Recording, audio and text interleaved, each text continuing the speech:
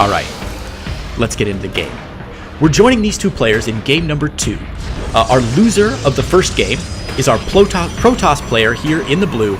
It is Null. He has chosen to play on King's Cove. And the winner of game 1, our Zerg player in the green, it is Cheoklate. I'm not actually sure how to pronounce his name. I want to say it should be Cheoklate, but that just sounds silly. Cheoklate.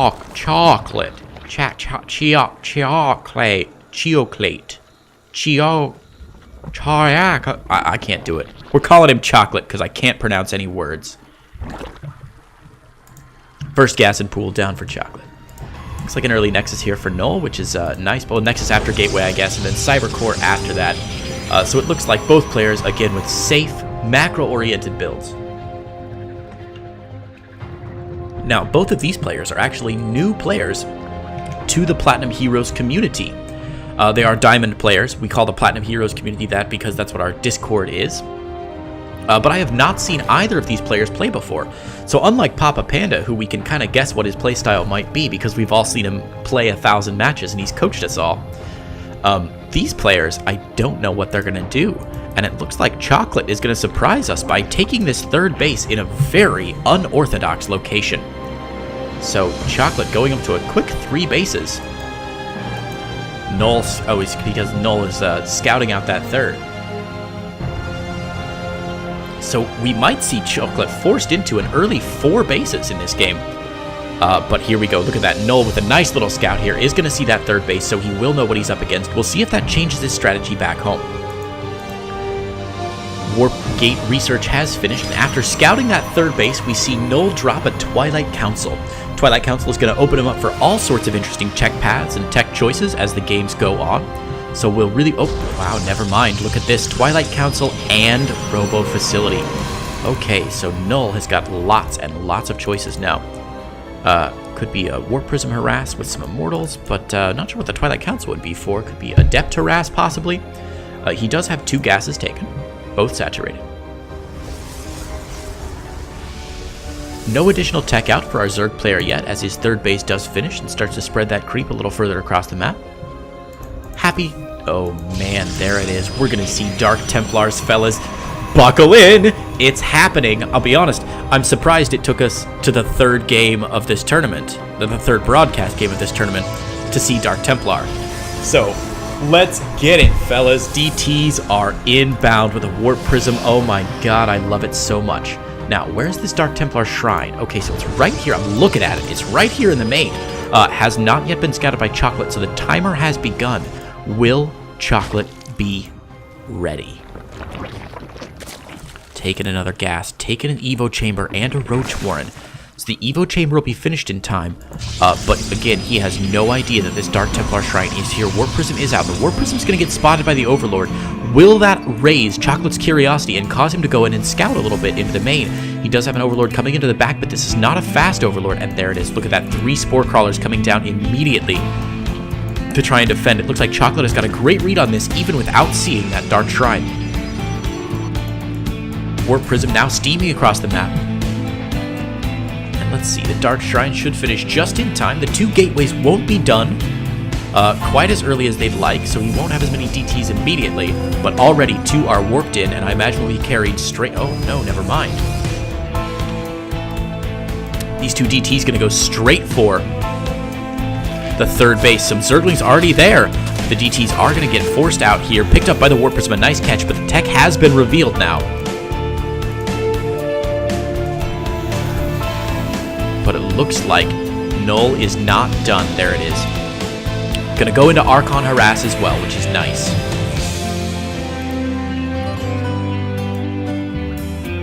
Second Archon finishes up, and they're both gonna get picked up by the Warp Prism. The Warp Prism gonna head now into the main. Or actually, it's got a nice chance to snipe this out. If Chocolate doesn't cancel it, he might get some free minerals here. Come on, come on. Ooh, Null's just going to scout it and let it go. Zerg army not in position yet. These Archons are going to get down on the ground. The Queen not pulled in time either. The War Prism gets pulled away quite quickly, but the Archons have some good surface area and some good time to get some work done. Looks like all the Zerglings finally rushing back toward the main, but 4 drones already going down. The drones stacking up. The War Prism is in play, and both of those Archons are going to get picked up in time. But man, this harassment could do great things. Back home we see a forge, a robo facility coming out as our Zerg player invests heavily in tech. Glio reconstitution, grooved spines there for the Hydralisks, but not a lot of defense here. And again, Null, I think, is picking up and packing out a little bit too early. Those Archons could be at home doing a lot more damage. Look at this, these drones completely unguarded. A couple roaches and a queen pushed that harassment away. I'm surprised and disappointed. I do want to point out, I'm really happy with what Null's doing here. He does have this observer tied to this double Archon drop, which means he is going to be able to clean up a lot of creep if he gets the chance, as he keeps both of those very active. A lot of times you will see Warp Prisms not accompanied by those observers, so Archons step onto creep, and then the Zerglings and Banelings and whatever have a lot of time to get around him and do some damage. But the Warp Prism here from Null, accompanied by an observer buddy, doing some good work. Roach Force building up for our Zerg player. Infestation Pit almost finished up. An extended Thermal Lance going to be the answer here for Null.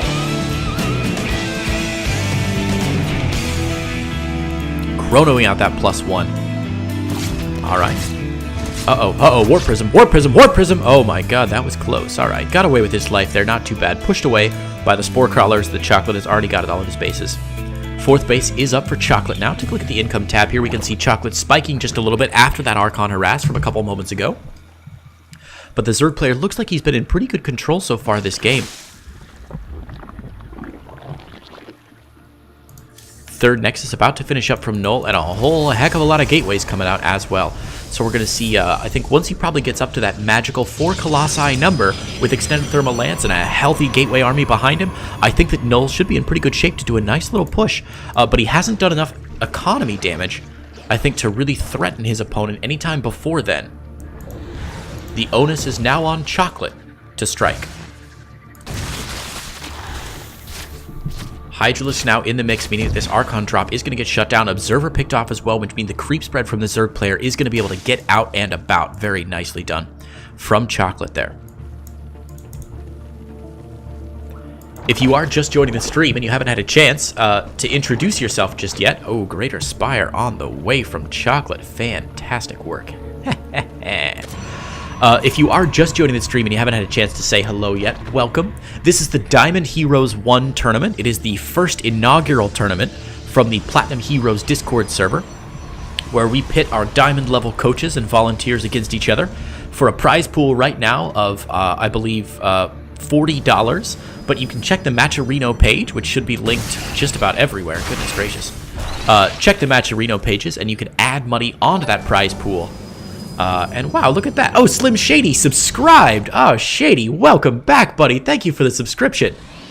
I appreciate you coming back to the channel. I hope you're enjoying the Diamond Tournament, man.